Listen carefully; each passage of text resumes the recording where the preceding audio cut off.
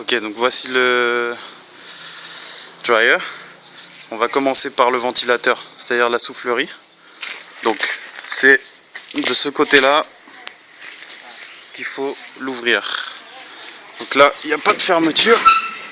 Voilà, il s'ouvre tout seul. Donc il y a un ventilateur très simple dedans, pas cher. Et ensuite, voilà le transfert thermique, comme dans les plans. Hein.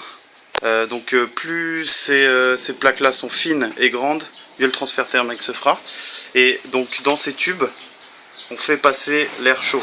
Donc je vais vous montrer, mais ici en fait, on met un trou, on fait des trous ici pour qu'ensuite l'air s'échappe par ces cheminées que vous voyez ici. Voilà, donc ça c'est une amélioration qu'on a fait par rapport au plan d'avant. Donc voyons justement maintenant comment ça se passe dans le brûleur. Donc voilà la bouteille de gaz qu'on met en dessous et ensuite directement connecté au brûleur qui est ici. Voilà, le brûleur est mis sur des briques pour être au plus proche des plaques et comme vous voyez, voilà, par exemple ici on a un trou qui met dans le tube. Enfin, donc le gaz s'échappe par là. Voilà, là on a un réseau très simple en fer qui nous permet de faire les choses comme ça. Vous pouvez améliorer les choses comme vous voulez.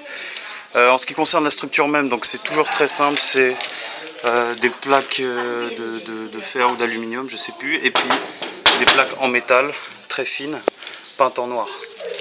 Les jonctions des portes sont assez simples, très basiques.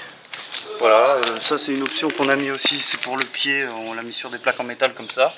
Vous pouvez mettre des roulettes, vous pouvez les laisser comme ça. Et puis voilà, maintenant où est-ce qu'on met la spiruline? Donc quand on ouvre la porte, voilà, elle tient juste hein, par ajustement du métal. On peut les fermer avec un verrou si c'est nécessaire. Et sinon, voilà, donc là pour mettre les clés, on en a 1, 2, 3, 4, 5, 6, 7, 8. 8 par compartiment. Et donc on a 3 compartiments au final. Voilà, les compartiments sont là. La structure qui tient en bas est aussi très simple, exactement comme sur les plans. Et puis après, ne pas oublier la plaque ici, qui permet de faire respirer le dryer. En ce qui concerne le dessus, le toit est très simple aussi. Bon là il faut qu'on le repeigne, mais sinon voilà, il est tenu par ce type de vis. Et sinon ici c'est des vis